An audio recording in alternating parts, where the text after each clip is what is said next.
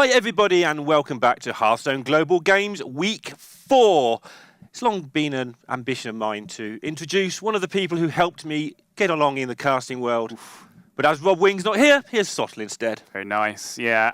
As much as he might not lead you to believe it with that intro, I am fully responsible for this man's career. So if you like him, send me your thank yous. If you don't, send me your death threats. I'm fine with that either way. But it is a great honor for me. You know, I went through this when you did your first HCT broadcast with me at the same time. It's fantastic to see you here and now risen to the stature where, in fact, you're introducing me to the audience. Yeah, I expected Raven to give me like $20 and tell me to go to the cinema for the afternoon so that he could have you all to himself, but no, you got me, I'm afraid now, guys. So yeah, thanks for that, Soddle. And got a good one coming up though. We have Russia and Australia.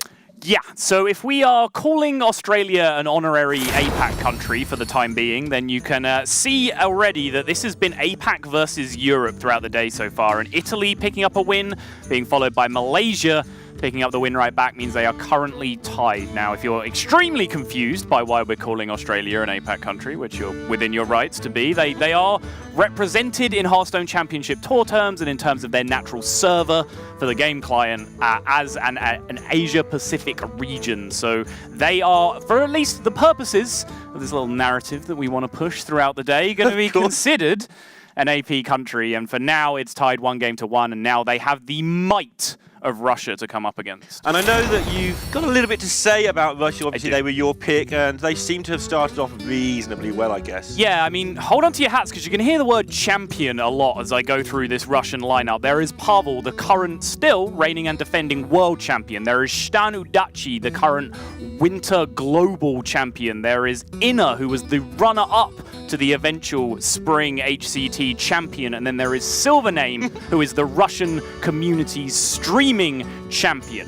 Meanwhile, Australia have Navi, who is the champion of the people. They have Twiz, who a lot of people won't know much about, but I've cast with Twiz, and that was several years ago, and he knows a lot. He's been around a long time. He fell victim to Australian internet for his casting career more than anything. And then there's Jowan, who was top 8 at APAC Summer, and there's Ender, who was one of the legends in April 2014. So he's been game for a long time. A very beautiful country if you manage to film the right bits of it. The 1% of the country that actually has some of the population in it is rather beautiful looking as you take a look at the Sydney Opera House, and then a much more historic, storied country here in Russia. But around these streets and sites that you are seeing is a burgeoning hotbed of Hearthstone talent, because they really have risen to become one of the dominant forces in the entire game, with Stanu Daci now following up the success from Pavel in the previous year. I'm surprised you didn't pick them, but here we go. Here we go into an interview with Pavel, so hear what he says about himself.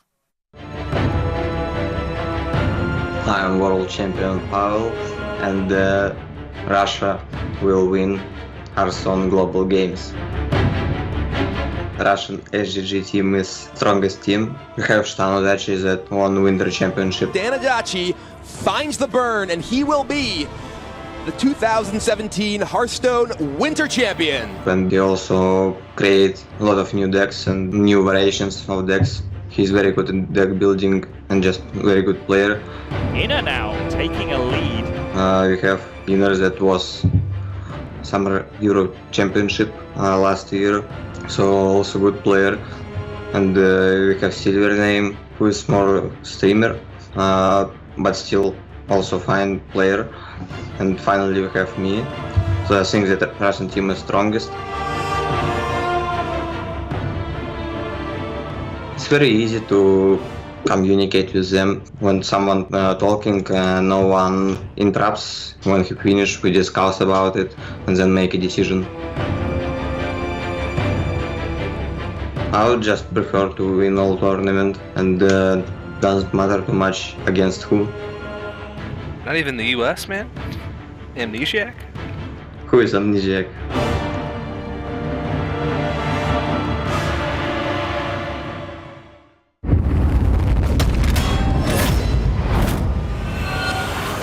Who is Amnesiac, Sottle? A whole new level of savage coming in there from Pavel. Some guy that's bitten George C's entire shtick, right? That's who it is.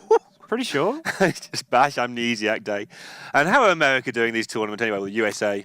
They are doing fantastic, not just USA, but the North America in general, Canada as well, following up on the US's success, in fact, exceeding it, going 6-0 in game score as opposed to the US's 6-1. But again, Pavel, I feel, is very much growing into the role of a world champion. It seems like world champion has become his first name now. He just introduces himself as, hi, I'm world champion Pavel. Yeah, and he backs it up. It's not like he's, hey, I'm pretty good at this game and I won one big event. He's won enough events that he can say what he likes, at least as long as he keeps backing it up and no one's going to argue with him, apart from possibly Amnesia.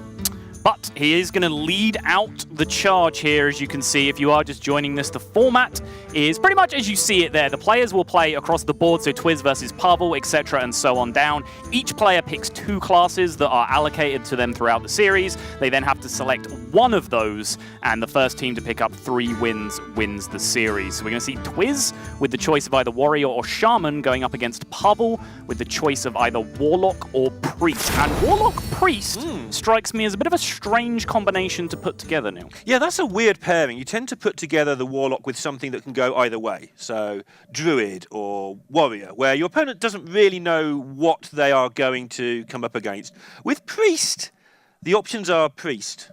I mean, you can have Silence, you can have various levels of Lyra, Priest, and so on, but basically, you've got a very strong idea of what cards you're going to be up against. So I'm going to lose my composure several times during this cast because nothing amuses me more than Neil's fantastic ability to insightfully state the obvious. So choosing to go with the Priest and Twiz picking the Warrior, a much more difficult thing to guess what it's going to be. Pirates is probably something like 35% off the top of my head. Okay. And Control 65. How do you feel that matches up? I mean, it depends a lot on the Priest deck as well. I mean, most, if not all, variations of Priest, everywhere from, Silence to Miracle to Dragon, are going to have strong matchups against Pirate Warrior. You either have Pyromancer in there, or if you're playing Silence Priest, you make huge taunts with Razor Leaves and Faceless Shamblers, etc. So all of that can get a lot of the job done. Where the biggest discrepancy comes is the relativity of those decks' matchups against Taunt Warrior. And that's when your tech choices really come into play. Are you playing a deck with Elise and trying to go infinite pack value with Shadow Visions? If you're playing Silence Priest, you just really need to try and get aggressive and really push through early damage. Hope the execute isn't there, because eventually your deck will just get outvalued. But it looks, we just see a little bit of a player shot. Well, it seems like Pavel and Stanadachi have joined forces in one location, and that is a sight that will strike fear into the hearts of any opponent. Of everything, like can the universe even handle that much Hearthstone in one room? Meanwhile, it looks like Twiz is on his own, but he's got plenty of Australian voices in his ear to help him out.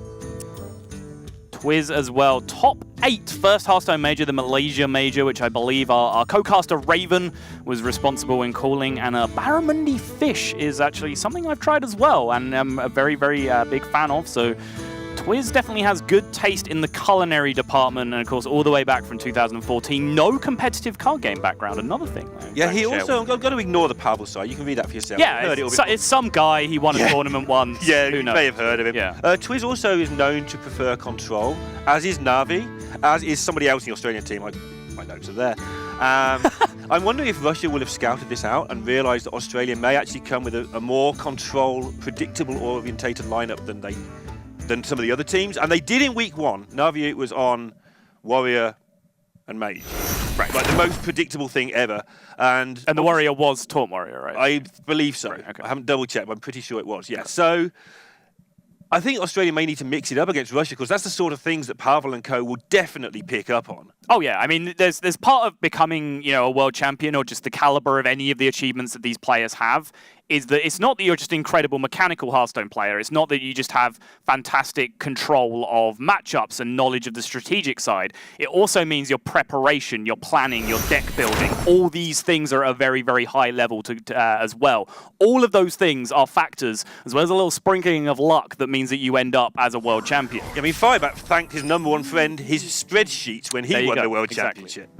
And Firebat really kind of blew the scene wide open because no one else was really planning for the game in the way he did when he won that World Championship. You can talk to him about it now, and he says he really misses the days of, early on when everyone else was bad and you playing bad decks and no one had really applied the science to deck building. But now that is a thing that all the very best players do. Stanadachi and Pavel well amongst them. But as you mentioned earlier, this is not a 2v1 situation. This is two players who clearly chose to travel to play together. They will be communicating with their other two teammates over whatever communication method they choose. And then Australia, although it looks like the one lonesome individual right now, his three teammates will be cooperating with him over that headset. Twiz looks a little bit nervous. I don't like to usually look at how the players look, but Twiz definitely looking a little bit nervous. And I wonder why. I mean, there's a thing where, sometimes you do have to just create a baseline for a person before you can make statements like that, because some people are just nervous-looking people all the time, right? So you really need to see how these people react, week in, week out, and react to particular situations before you can really get any body language reads like that. And to be fair, like I said, I've cast with Twiz. He is a confident guy normally, but Australia haven't got a single game on the board yet, so maybe that's a contributing factor. And in the meantime, Australia did not go for the bait and switch that we saw, say, Japan do early on, where everyone would have predicted Jade Druid from Japan. We, Raven and myself, predicted it, and when in the player interview afterwards, it was admitted that they expected it as well, but no, it was the aggro Druid coming out. But you just made the point, maybe Australia very predictably control in this series, and it is in fact the control Taunt Warrior, and Pavel on his side is playing the Dragon Priest, which is perhaps the strongest variant to go up against this kind of warrior. Surprisingly enough, from our predictions, they're making us look good at the moment. Oh, Russia, thanks, Russia. Well, more importantly, they're making themselves look good. They do that anyway. That's true. So, they're going to get lots of pressure and card advantages we just discussed with Raven in the previous series, and obviously with Elise in this deck, going for the infinite value, as you call it, later on. Yes. I mean, Elise, when you have the card Shadow Visions in your deck, you can obviously try and pick up additional packs, which leave the original pack remaining in your deck. But just the way the Elise pack works, I believe we've been told it's skewed towards legendaries coming out. So on top of that, it can't get quests. Those are just disallowed from being able to pull. So when you're discovering Ungoro cards and 9 of the legendaries in Ungoro are eliminated, that suddenly gives you a very high chance of just getting another release. So infinite value does very often just become infinite value. Right, and most of the other legendaries are pretty good. Like Lyra wouldn't go down too badly. And then obviously you can Shadow Visions for more packs. Especially in this Dragon variant where you can actually delay playing your Elise, so you can get a very thin lot of Discover from your Shadow Visions, whereas maybe in some of the other versions they kind of have to play Elise on curve just because a lot of the time. There's also the factor that this deck just plays less copies of individual spells. If you're looking at a Silence Priest, there's then Purify and Silence and all that stuff in there as well that's potentially diluting your pool of spells, whereas Dragon Priest tends to be more straightforward, just Dragon Fire Potion, Death's Pains, etc. So how does the Warrior go about winning this? Obviously they've got to complete the quest as rapidly as possible, but is there much they can do about the board? Because the Priest can get some pretty hefty looking boards as well, although at the moment it's not going to. Well, there is going to be a Dirty Rat coming up. Let's just take a moment, and it's the Elise that comes out. Pavel and particularly Sternidachi not looking too pleased about that. So that is definitely one big check in the box for Twiz and for Australia. That is a huge pool of value that's got removed, but there is no stopping the value coming from the Draconid operatives right now, as Elise is on the board as a 5/5, will enable a strong trade, and Battle Rage is actually a very, very high value card potentially here, because you feel confident this board will stick around for a turn or two still at this point, and the minions that a Warrior is going to play are low attack, high health minions, which means if you've got 2 or 3 minions on board, you're quite often just going to go trade, kill your Ali Armorsmith in this spot, and then suddenly I have a full board Battle Rage going down. Yeah, they've lost one way to generate value, but they've managed to find at least a temporary substitute in this Battle Rage. Elise, a temporary substitute? A temporary substitute for Elise? Please, that's my job. Damn it. I don't know anymore. I'm off. Right, so Twiz having to use up a lot of resources just to not take a whole chunk of damage here. Using that Execute might well be a tip-off to Russia that there's no Brawl in hand. May encourage them to start building a big board very quickly here. Goes for the Battle Rage now just to draw the 2. They could have potentially waited to try and take some damage, but that looks immensely unlikely to happen for the foreseeable future. In terms of just getting wailed in the face at some point. So they're just going to take the 2-card Rage right now, and that passed up playing another Operative, which is definitely a downside, but the Talon Priest pickup means they're in really, really good shape here. And I've seen this once or twice from Pavel in the past, where he makes the play and then just has this moment's thought at the end about whether to trade or whether to make the honorable play and hit the opponent in the face. Yeah, I like this when players do this, when they're not giving any information about the rest of their hand and just clear up everything that needs to be done and just look at the exact problem. It helps you to visualize your future situations, I think, especially in a team environment. I had to make that joke, by the way, because I was just ignoring it. Pavel told me in the Bahamas that last time I did it, it made him laugh, and I live to make Pavel happy, so I thought I would just repeat the same joke until he gets bored. Doesn't picking Russia make him happy enough? Probably, but I mean, let's be real here. I'm primarily picking Russia because I'm the world's #1 Standardachi fanboy. Pavel is just a happy accident that he happens to be on the same team. Oh, wow. That's not going to make him as happy. I think you might be off the Pavel team after that comment. All right. As we look at Twiz trying to work out what do I do with these cards? This whole bunch of nothing. I really don't want to execute this Elise, but... You also really don't want to keep getting pounded for 5 every turn. Right, and I don't want to make it clear that I haven't got Brawl because it'll let my opponent go even wider on me. Yes. So there is a large mess going on right now is the story, and if this board state is not dealt with significantly, there is Cleric Holy Nova in the future as well, as if Russia did not have enough value right now. So Twiz does have to respect this board state, but his hand is so low value, and we've seen, we've historically talked about Rogue beating itself quite often. We've talked about Priest doing the same thing in various forms. Right. Control Priests could just draw air or draw the wrong situational removal for the wrong spot. No one's really talking about the potential for Taunt Warrior to beat itself, but I think that is a very, very real thing. This deck can draw real air if it does not hit a good curve of Taunt minions. And something the deck's had to do to adjust in the meta over the last 2 or 3 weeks is start playing Armor Smiths and those defensive cards, which means there's even fewer taunts. Yes. And we're seeing now the quest is on 1. Yeah. 1 taunt played. And I do actually wonder a little bit about sticking with the Armor Smith build, because the Armor Smith build came out originally as a response to Freeze Mage rising to dominance. What Freeze Mage? Exact. Now Freeze Mage is a lot less popular. I mentioned in my first cast of the day that there are still 1 or 2 holdouts who believe it's the stronger deck, and Discover Mage maybe just a little bit more forgiving. If you can play Freeze Mage at the top level, just play Freeze Mage.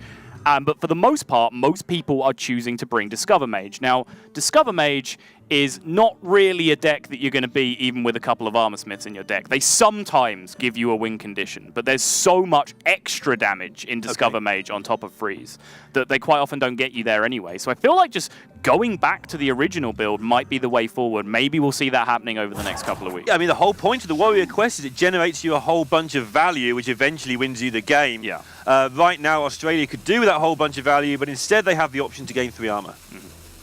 Doesn't seem quite as good. And that's not putting people down, by the way, what you just said about the Mage builds. When you say people who can't play Freeze Mage at the highest level, that is 69 million and something people, 6 away from 70 million. Yeah, 69,999,998 players. Exactly, right. You're left with like 4 or 5 people. I'm going to maybe say 7 or 8, just so that they don't 2. name themselves. Just 2. George C and laughing, that's it. Hippie and Inno are going to be so sad at you. All right, no, that's fair. That's why I went for 6 or 7. 6 is probably a good number. Yeah. Anyway, back to the action, although the action is kind of trundling towards what looks like it's going to be an inevitable victory, but when you're sticking taunts down every single turn, strange things can happen. Yeah, however, when there is a minion on board that doubles its attack every turn until you kill it, that can create some much stranger things, in fact. With both executes having gone. Is it both already? Yeah, they used this. The first one was earlier, the second one was on the Elise. The first one went on... Is that true? Was it on the first operative? Yeah, I don't know. Okay. I want to say yes, but I don't actually know. I seem to remember thinking it was pretty... a giveaway they hadn't got the Brawl and they still had the executing hand after I said it, I think. Fair enough.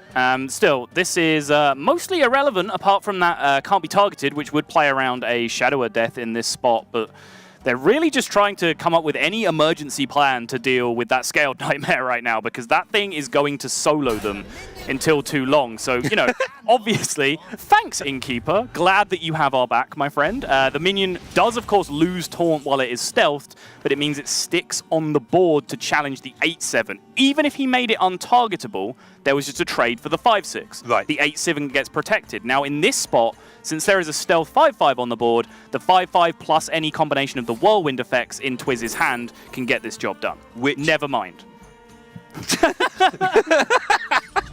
Nicely worded. Yeah. Never mind indeed. And obviously now, Australia's hand is pretty much laid bare as well. It's either a War Axe, which would have been equipped ages ago, or it's double whirlwind effect. Right. So Russia can play with that in mind, and obviously the exchange of information here, well, it's probably gone down to what pizza should we have later for this particular game, but these two guys will have exchanged the information that, hey, there's double whirlwind effect coming up here. Yep, and that is 16 damage guaranteed that can connect to face, even from Australia's perspective here, because the War Axe and the Operative will already challenge the Primordial Drake. Pavel and Standardacci, after getting their release pulled early, probably cannot quite believe how much work this Scaled Nightmare is doing. It's like, when this card got revealed, it's certainly one of those kind of noob-trappy cards that a lot of like casual players would have looked at and gone, whoa, this thing's going to just solo people. No, that's not supposed to happen. This is an anomaly right now, what you are watching. This is why Discover, though, is such an interesting mechanic. It brings into play all of the cards in Hearthstone at some point or other. We see a lot of cards that are very situational. Some of the Paladin secrets in particular, where you wouldn't put them in your deck, but eye for an eye against Mage. Yes, please, I'll have it today. So healing up the Operative just to retain it on the board. 16 can get pushed here. And Nova, I really like this because, as you said, what's the read on the opponent's hand right now? Yep. Could have been War Axe, but that would have been equipped. So that Stealth 5-5 was just trying to set up Whirlwind effects. So let's just get as much health on our minions as we possibly can. Also choosing not to draw a whole slew of cards there if they wanted to, because playing the Northshire Cleric before the Nova just plays into the one out that Australia have, which is Brawl right now. So keeping it as narrow as possible on the board and saying you've got to deal with these anyway, we don't need more cards, we need you just not to kill these minions. And not kill these minions seems to be what's going to happen. Yep, it just so happens that Ghoul and Whirlwind and Sleep with the Fishes is only a grand total of 5 damage, which does not even answer the Operative, let alone that now 32 damage Scaled Nightmare. And the second Holy Nova pickup is lethal. Bookworm had it from hand, did it? No, it didn't. There was no dragon in hand to be able to do the job, so 32 to the face. That is an anomaly of a game from Dragon Priest with the full carry from a Scaled Nightmare, but no anomaly that axiom of power that you see there, which Standardacci and Pavel was able to take the game down. And Raven's in the back right now, putting Dragon Scale minion in his deck. Dragon Scale minion. He's doubling things up and hitting people in the face for 32 as we speak. You entertain me so much. Okay. I hope you know this. That's definitely my aim in life. I don't probably streamers probably never seen me this happy. It's just being generally amused by things that you say. Thank you. Yeah, it's fine. One day I'll learn some words and I shall use them on stream and everybody will be amazed. Never do that, please. Priest picking up the win early on, and it's going to be Joan now versus Silvername. Silvername, I don't want to sell him short. You know, I did my kind of gimmicky champion intro for the Russian team. Silvername in himself does have competitive pedigree behind him. He is a runner-up at IEM Katowice. Whenever he dips his toe into the competitive scene, which, you know, his priority is streaming, and that's worked out wonderfully for him, but whenever he does dip his toe into the shark-infested waters of competitive Hearthstone, he acquits himself very, very nicely. So I don't even think the story here, as it is with some teams, is, you know, the juxtaposition between streamers and competitive players on the same team. Silvername can very much hang with these players. You heard Pavel giving him that level of respect in the intro as well. Yeah, he doesn't just get those viewers for no reason. Some streamers get them because they're entertaining, like you say. This guy is entertaining and just happens to be really good. Yes. On the other side, Jowan made the top 8 at APAC Summer. He also went 4-0 in the Winter Championships before sliding down to 4-4 and not getting through. But when you get to that top end of the Swiss, you do sometimes run into just a brick wall of really good players. So Jowan should not be underestimated at all. There you go, close to 200,000 followers. And there you see one Hearthstone WCA, nearly over $87,000 in prize money. And Team Spirit, well, one of the biggest teams in Eastern Europe, as you can see, Standardachi and Inner sharing that mantle with him. Pavel, the odd man out, but when you're a world champion, you can be the odd man out all you like. Yeah, you are the odd man out by definition. There you go. Fact. When you got to 200, though, I thought you were going to say stop, and I was like, well, that's easy enough. I've got 200 followers as well. But no, 200,000 is an absolutely ludicrous number of followers. It's in the top few people. Absolutely insane. Yeah, I mean, an incredible figure, and you can even see it. I mean, you and I have both cast community events, online invitationals, that kind of thing. And, you know, we'll be casting a tournament with 8 to 10K viewers, maybe, with some high-profile names in it, and then suddenly Silver Name's game comes up, and suddenly there's just 7,000 extra Russians in chat watching, and the numbers jump up astronomically. He has an enormous following. He's an absolute juggernaut who you may have missed if you just go to Twitch directory and just set the language to English. You may not know this guy, but he's there every day, 8 to 10,000 viewers every single day, day in, day out. Enormous following, one of the most popular players in this tournament. And following being the word. Some people get a lot of people who watch them when they stream, but doesn't necessarily translate to viewers. These guys follow him wherever he goes and cheer him on. I'm sure it's in the chat right now. Hi, Silvername people. Hope you're having fun. I'm sure they'll be having a lot more fun if he can follow in the footsteps of Pavel and pick up the second win. But again, as you saw, the cooperation there was obvious with Standardachi on camera, but these players are all playing together. Silvername would have already had input in that game. They would have been listening to him. You saw neither of them were wearing headphones. That's probably so that whatever communication they're using can be heard by both of them, and it's not just going to Pavel, so it's a fully open conversation. And even though it looks so far that Australia are playing on a one-by-one basis, they will all be fully communicating with each other yet again, and it's going to be Quest Rogue coming up against what looks like the Gunter Discover Mage. Discover Mage. Glacial Shard's big in the opening hand of the Quest Rogue. Allows you to just freeze things over and over again. I know it can get pinged and so on, but against a deck that's actually putting pressure on you like this Mage deck can? Right, that's the big question, is how consistently does this deck put pressure on you? I made a slightly jovial tweet the other day of, Discover Mage is just freeze mage for people who are really good at drawing Mana Worm. It's fair. It seems accurate, yeah, but if that Mana Worm comes down every single time, then yeah, maybe Glacial Shard is the plan. But that's generally more against the aggressive Murloc Paladins, the Pirate Warriors, the aggressive Druids. That's where you want it. This is probably much more of a resource fight than it is just straight up stop them killing you. If you can get the quest done and still have a large amount of cards in your hand, Balefin Tidehunter is a great card to bounce for that, Fireflies as well, Novice Engineer right on the money. Right. Then suddenly you're able to, every single turn, threaten 3 or 4 5/5s at least on the board. And that means every single turn, your opponent has to make a defensive play. They have to ice block. They have to freeze your board if those board freezes are even available to them of primordial glyphs, etc. And suddenly it's a much, much bigger problem than just bouncing a low-value minion like Glacial Shard over and over again, and then you're out of cards by the time you play the quest, and Mage just doesn't have to worry. And Australia agreed with that. They went for exactly this hand. They have got it. And as we saw... They skillfully selected exactly this hand from their deck, which would be a misplay because you should have skillfully selected some Shadow Step. That's the Voodoo Doctor. It is. So something else, because this deck can get beaten down early, so Voodoo Doctor is another sort of Glacial Shard against the aggressive decks, if you like. Something that my train of thought was saying that now doesn't know what it's saying anymore is that, the Mage deck doesn't start with a large amount of AoE in the deck. It can discover a lot of AoE and such like as in the previous game, but it has to, because this is going to go very, very wide, very, very fast, and wide in this deck means 5/5s everywhere. Right. I'm racking my brains. There was a player that hit top 10 on Asia. I was watching RDU stream and he kept queuing into him playing Voodoo Doctor, and then RDU, I think, retweeted a tweet of him hitting, I think, top 10, rank 4, rank 5, something with Voodoo Doctor in his deck, just saying, hey, if you're sick of these pesky mages, just play some Voodoo Doctor. He'll get the job done. So, hey, apparently, Johan has just listened to that advice, and he's got that Voodoo Doctor tech coming up against Mage, which is apparently exactly what you want. I still remain somewhat of a non-believer on this front. I don't know how much work Voodoo Doctor can really do, even if you're bouncing it 3 or 4 times. But, hey, apparently, there's someone here hitting rank 10, top 10 legend with it. It must have been doing something right. Yeah, I mean, the game whilst the mage might have enough burn to get the job done, it has a combination of burn and time that it needs to do. So if Voodoo Doctor heals your face for 6, that's 1 extra turn's worth of fireballs. They've got the cards, the mage can fireball you well enough, but that might mean it goes to turn 8 instead of turn 7. Yep. And at that point, you've gained enough health to just push it that 1 turn while you're killing them. Yeah, that's a good point. Was it? Yeah. I'm sorry. Okay, so Mana Worm. Please revert to form, Neil. Mana Worm drawn here for Russia. A little bit late though, but it is going to start taking out some of these minions at least.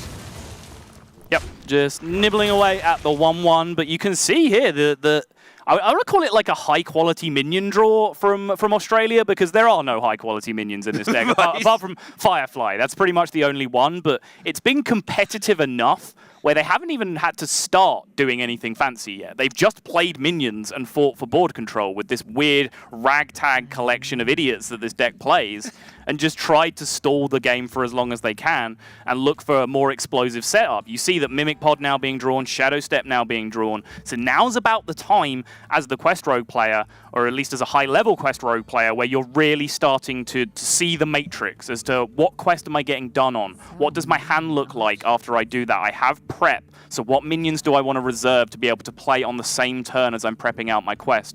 All of these things are questions. All of those things are much, much more. That is just scratching the surface of the decisions that there are to be made. So playing this deck at a high level is extremely complicated. It's just a matter of how much all those decisions matter, Right. compared to did you get Brewmasters and Shadow Steps, etc. in your opening hand. And one of the things they're going to have to work around is that they haven't got a single charge minion in their hand at the moment. So they may be considering, do we need a board on the same turn as we play the quest, which was how the original version that Dog sort of popularised worked with Violet Teachers and Morose, and you just made a board, played the quest and hit people. I forgot that it was playing Morose and Violet Teachers. That seems so long ago. And that built the board because people hadn't quite realised how ridiculous charge was going to be. Well, Right. now you just load it up with charge and Yeah. banish and bounce everything and hit you in the face 5/5/5. Back then, the idea was to build up the board, and they may have to revert to that style without a charge minion in their hand. My memory's playing tricks on me, because my recollection was that, Dog got it pretty close, like straight away as to what we ended It up was with. reasonable, but it's come but, a long way in the last month. Violet Teachers, Edwin, Morose, like all of these things are kind of gone. Backstab, Yeah, Abyss of Ace. Backstab, fans I think were in there as Actual well. Hearthstone cards. Yeah, Let's not have any of those in this deck. We just want to hit you for 5. Exactly. But yeah, suddenly these Fireflies and Igneous Elementals, Bilefin Tidehunters, Voodoo Doctor, like this deck is just a collection of, it's just like a foster home for like forgotten children, right? Like the cards in Hearthstone that everyone has laughed at for time after time, up to and including Gadget Sam Ferryman, which came out and then everyone said, Blizzard, what are you doing? Why do we want another Panda in Rogue? Well, turns out if you were just patient and waited a few months, you would figure out exactly And that's why happened you wanted a lot another Panda actually in Rogue. with releases where something tests the water and doesn't get used, Yeah. and then design teams say, okay, we can use this card, we can push it a bit harder, and then eventually, because they know that the card isn't over the top, they can push it a little bit harder until it becomes a playable card, and it's worked really well in this instance to make a deck that infuriates people but is in no way unfair. In some ways, it's Usually. unfair.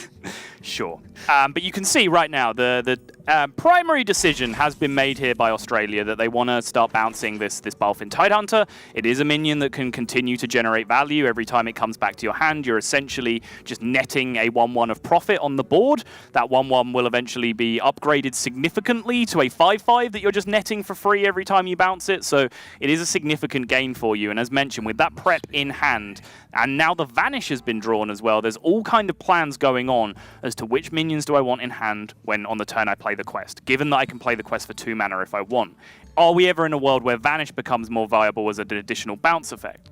Do I get more value out of, say, this Bilefin Tidehunter and this Voodoo Doctor if I reserve my prep for the Vanish in a later turn to continue to get a bit of extra healing, generate another free 5/5 off the Bilefin Tidehunter? So just looking at a hand like this already, it's so complicated to potentially see the lines 3, 4, 5 turns in advance. Russia are trying to work out how many of these 5/5s they can kill before they actually evolve into 5/5s with this volcanic potion. Yeah. Do we need to play it right now? But we can ping and kill one of the minions anyway. The potion would kill 1 extra minion. Is it worth it? And they're deciding, no, it's not. We're just going to clear the board up with ping and just leave 1 minion up there. But they're going to need to get that potion cast sooner rather than later because it's completely useless later on. Yeah, it's kind of like the situation when you're playing Priest. You have these cards like Shadow of Pain and Potion of Madness, and you'll have turns where maybe you can develop a Radiant Elemental or something, but instead there's a Potion of Madness, or Potion would be free in that case, but there's a Shadow of Pain that kind of needs using, because if you don't use it now, when are you going to use it? It's going to be a completely dead card for the rest of the game. So you do really have to focus on resource allocation here, and the potential fact that they didn't has led them to disaster, because Australia have now taken that signal to say, hey, you know what? Those minions that you didn't kill, they're now 5/5s. You didn't play around the prep. Sorry, buddy. Sorry, buddy. And there's quite a lot of cards. I mean, it's so hard to know what's in a rogue's hand, in fairness, because they can disguise their hand so well by accident. You don't even need to sort of plan disguise. South Sea deckhand, by the way. Completely fair and fair. I'm just totally distracted by that. Thanks, Soddle.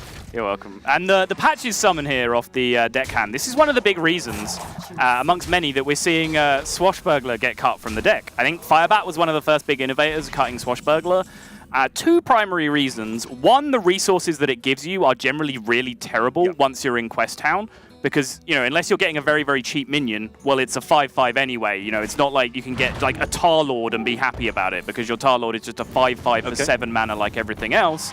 Sometimes you get some flexible spells, which can be kind of interesting. But outside of that, you also pull patches in the early game when you play Swashbuckler. You want that patches in your deck for exactly that sort of turn right there. You want to ride that ragged edge of just drawing one more card, not patches, not patches. Then after the quest, if patches is still in your deck, it makes your charges so much more explosive. And worst case, it's just another Stone Tusk Ball, which you're choosing to run anyway, so you can get away with it. RDU was another one who said, about 2 weeks ago, I watched him on stream, he's like, trust me, this card will not be played for much longer. And everyone in the chat is like, no, of course it will, you're an idiot, RDU. XD. Turns out that really, really good Hearthstone players know things in advance. This is actually pretty on point sequencing, not a super advanced play or anything, but lowering to 1 with the block still active and then trading into the Hydra to finish the job is definitely a good plan there from Australia. And now look at the potential mess that Silvername finds himself in here. He does have block number 2, he does have a Fireball, he does have a Frostbolt, and he does have a Medivh's Valet, which in total adds up to 12 damage plus pings. But it's Voodoo Doctor time, ladies and gentlemen. There is a 5/5 Voodoo Doctor on the board, and there is a Brewmaster and a Vanish in hand that can continue to heal this bad boy up. The orphanage is rebelling at this point and just going completely wild. They've escaped, I think. 5/5 just everywhere. I quite like that analogy. I just thought of that. I like it. The Home for Forgotten Children deck. So, what's Russia's chance here? I mean, apart from not much, is it just to keep discovering blocks and slowly chip away at burning the face a little bit? I mean, if there's no more iterations of that Voodoo Doctor, then maybe they can set up a burn plan with the ice block. But, with no freeze, these blocks are going down one by one. The fact that the block is popped at 1 means it would have to be board freeze plus face freeze to find them a way through, or board freeze plus ice barrier to find them an extra turn. And if you get locked into this cycle with any ice block style mage, be it freeze mage, discover mage, whatever, if you get locked into this cycle where you almost certainly lose and have to replay a block every turn, it's very, very hard to fight your way out of that unless you are staring at an opponent that has 10 or less health. And it's just pyro time at that point. And the other escape sometimes is Alexstrasza your own face, but not today, guys. That doesn't seem awfully effective in this particular scenario. More healing just in case. Going exactly what you said earlier on, that this matchup is very relevant. You can see how this could be a thing. If next turn was Fireball into another block, followed by Pyro, that Voodoo Doctor just saved the game. It didn't, because there's other cards. Yep, so Arcane Intellect is going to be fired off. Cabal Courier can find a block. Meteor is not going to be good enough, but this is exactly what I'm talking about. Say they play Courier, they find a block. What have they done this turn? Yeah, they just absolutely give themselves time to find another block with even fewer outs. Right. Fireball the face, just for the dominance, but the concede is going to go down. Australia and Joan are now going to level up the series. Australia's first game win and Russia's first game loss of the entirety of this event. Wow, that is impressive. So both teams turning the corner, and Obviously, Russia now on the slippery slope to upsetting Sottle. No one wants to do that. But Voodoo Doctor Tech, though. Trust me, you don't. Voodoo Doctor Tech. Definitely getting the job done there. You know, I said how big an impact can it have? I do really like your point that 2 health can be more than 2 health. It can be a turn, which is much, much more significant when you're playing against a burn-based, you know, an Ice Block plus burn style mage deck, be it Freeze or the Discover. And you saw there exactly that Voodoo Doctor just crushed any hopes that Silvername had of just even setting up a top deck out, even setting up a Pyroblast you as my 1 outer off the top kind of out, just even stole anything like that away completely. Voodoo Doctor may be a tech card that we will see floating around once or twice. As I mentioned, 1 or 2 players on the Asian server did have success with it towards the end of last season. Just want to interrupt you there because Navi has pulled his own version of bait and switch. He is obviously going to play Freeze Mage. Nope. It's Hunter. He won an Open Cup recently, about 2 weeks ago, with Freeze Mage, Quest Warrior, Giant Miracle Rogue, and Face Shaman. Ooh. So he can mix it up when required. So looking like he is deciding to, I'm going to go for Hunter because they know I'm playing Freeze Mage. Interesting. How happy is he? You say he's pulled the bait and switch, but how happy do you think he is having queued into the matchup that he has? The Druid against the Hunter against the Paladin? Probably not overly so, but you can't control every aspect of what's going on. Sure. Right? He's made a bait and switch, and not just for this week. It means that future opponents now will have to look when they play Navi and go, this guy is capable of playing other decks. He's not just going to Freezers or Quest Warrior. We now have to not just auto-roll, and then he can go back to what he likes 1 week and just play Freeze Mage and kill somebody with it. He'll also look at this guy and go, man, he loves anime. That's also important. He does. Yeah. If you don't watch out Navi's stream, you are missing out on one of the best streams in Hearthstone. I was watching him this morning, Navi. actually. He was streaming this morning as I was getting ready to leave the hotel. Was he streaming Freeze Mage? Navi stream. I bet he was. I think he was streaming Paladin. Oh. Well, he'll know how to play this matchup then. Apparently, yeah. But Inner, as we mentioned, there you go. No, that's Silvername again. The old bait and switch has taken place. They got me with that last time, good and proper. I see. Seasoned veteran here catches it straight away. We've got Silvername's facts there for Inner, but Inner, as we mentioned, does not have that champion tag next to his name that some of the other players do, but he is a runner-up only to Tice in the HCT event that he qualified. Did you catch the bottom thing about Navi then? I did not. What was it? He was a star of an anime where his superpowers come from his shorts. Sounds about right, yeah. I'd watch the hell out of that. Thanks, TJ. Sign me up. Wow. Yeah. Subbed or dubbed, I'm watching that. Which is better anyway. Oh, please. Now, moving on. In the matchup, Hunter versus Paladin, which I asked you about it, but I think if it's a slower, more controlling Paladin, then maybe you're happy with the Hunter. If it is a more resilient build, we saw in your last series that you cast a very, very aggressive Hunter, tons of 1-drops, Direwolf Alpha and Crackling Razormaw and Scavenging Hyena all for leverage. Didn't see any card get drawn more expensive than 3 mana in that entire deck. No Infested Wolves or anything like that clunking down the mana curve. If it's that kind of quicker curve, you probably want to match it up more against the quicker Paladin because at that point it just becomes a battle for 1 into 2 who gets there. If you've got the more resilient build with the high mains, potentially Call of the Wild, Volcano Sword that Zirez is playing apparently. If you've got that kind of build going on, then you want to be running that up against the slower Paladins because classically, even though Aldor Peacekeeper is a very good leverage minion for the Paladins, classically the Hunters have definitely got work done in that matchup. Yeah, the Hunter's been good for me against Paladin, I must admit. If you can keep the Paladin's War Leader particularly off the board, your Unleash can do good work. Right. And obviously, just don't mess up against the Secrets. But there's 4 top Australians playing there, so they won't do that.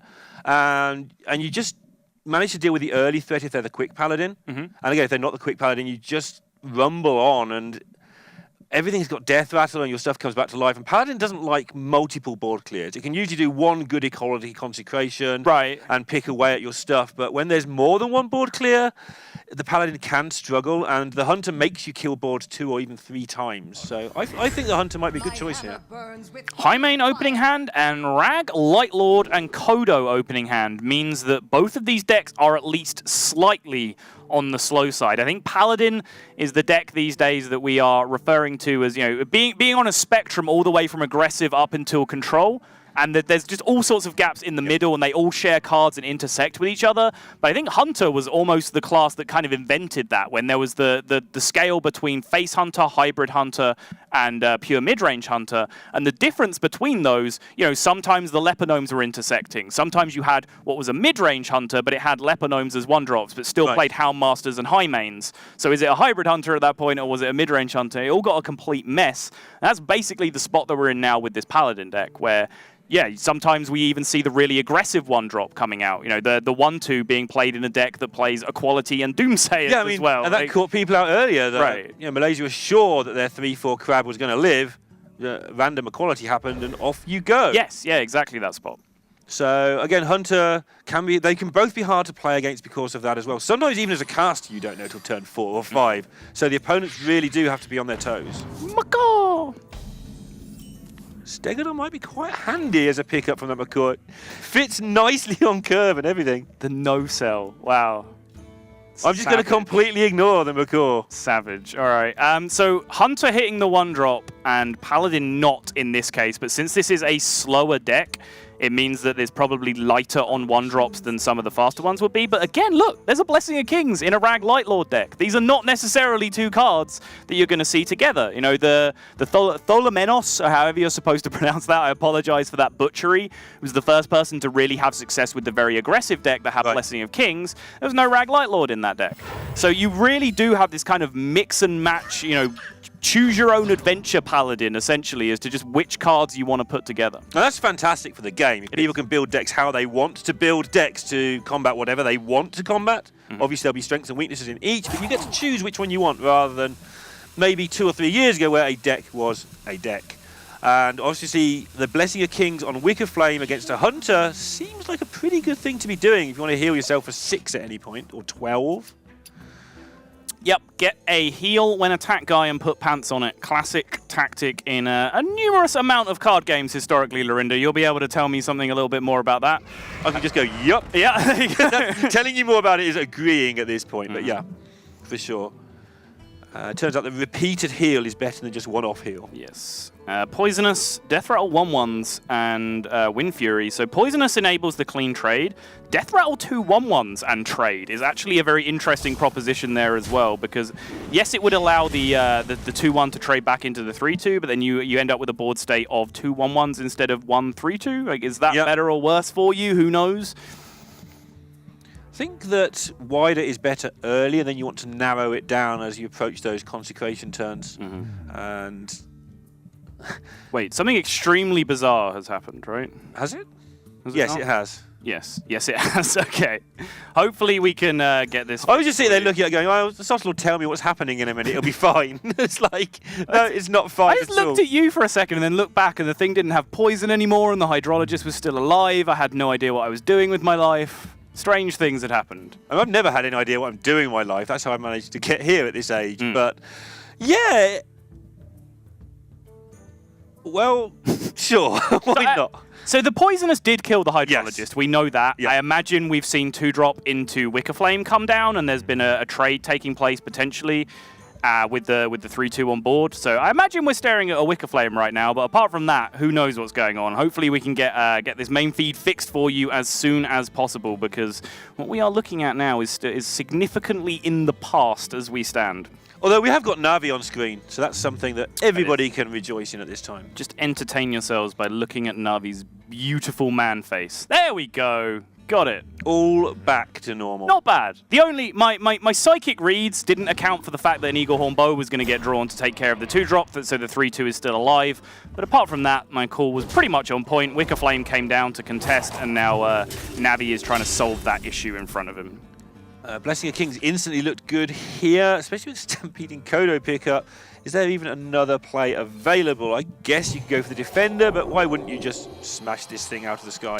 Just such a beautiful trade, right? 6/6 into a 2/6. And the leftovers are perfect. Exactly. When you leave yourself with 4 health against the remaining 3/2 is pretty fantastic. But Kill Command is going to come out here and take care of the 6/4, no problem. So it's not going to be repetitive healing. And now the Kodo on curve does not look too promising at all. But the Finger... the Finger, by the way. The Finger, in this deck by the with way, not many Murlocs. does look like it's going to get there. It does indeed. There are very, very few Murlocs in this deck that we have seen, but so with it being the Ragnaros and the... It's true, actually, yeah. It probably isn't playing the big old pile of Cold Light Seers and all that kind of stuff, so it's probably a slightly higher chance of pulling those War Leaders, getting a Finja turn more akin to what we see from the somewhat old school, just kind of Finja 5 at this point, where it was just the 4 Murlocs alongside Finja, and you were getting a big tempo swing every time Finja came down. But you see here from Australia, it is definitely a slower build. Strangely, high mains themselves are not necessarily an indicator of a slower build because they'd be the top. They're just great cards to top to top off your curve, but cards like Infested Wolf certainly are. They are one of the first things to really hit the cutting room floor when you're trying to make space for more 1-drops, more aggressive cards. Leroy maybe. Infested Wolf is one of the first cards to bite the dust. Yeah, the Infested Wolf never sits at the top of anything. It's just sitting there. It's a value card to some degree. Right. Why would you ever put it in your deck unless you intend to play a slightly longer game? It's going to be interesting to see here what Finja pulls, assuming that it pulls something, which it's got to, right? Does also have the follow-up with the Megasaur, so he's going to get a triple Murloc buff here. And if Bluegills and War Leaders get pulled, all right, there is a War Leader, so it's a very, very impressive-looking board state already, and he has the opportunity now to add to that with the Megasaur. Stealth could be huge just amongst anything else. Divine Shield is just fine. Wind Fury and +3 attack if you're feeling ambitious about how many of these are sticking to the board for the next I think this turn. Divine Shield does look really good. The Hunter's going to have to just proc all its death rattles, then do it all again and not die in the process. It won't die, but not take gigantic chunks of damage, which is akin to dying.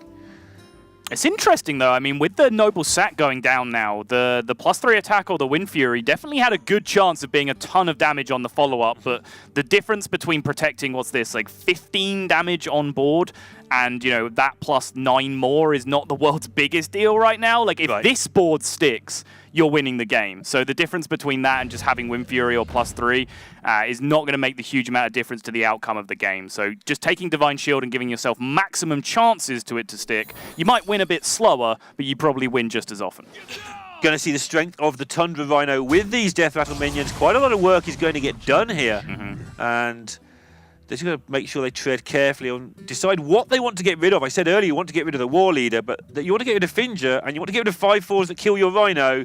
This is a pretty tough spot for Navi. It is. Yeah, the War Leader has to go down before either of any of the other Murlocs, just for efficiency purposes. And obviously, the 1/1s want to pop Divine Shields, which was awkward in itself because you had to attack with a 3/3 first before you got access to the 1/1. So this sequencing actually makes a ton of sense to me.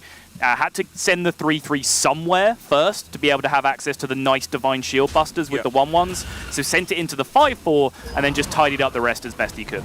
Sadly hovering over that Hunter's Mark, which is required to be saved for a rainy day, unfortunately, because that would have helped significantly with some of those pocs, but everything just didn't work in the right order. And again, Russia getting rewarded for the lack of ambition, the lack of greed, if you want to put it that way. Didn't just take the big old pile of stats with plus attack or Wind Fury, because that would have been a significantly more efficient board clear at that point. The War Leader would have gone down clean to the first attack of the 3/3, then the 1/1s would have been able to do real work just attacking into the rest of the Murlocs. And that lack of greed actually just goes into the deck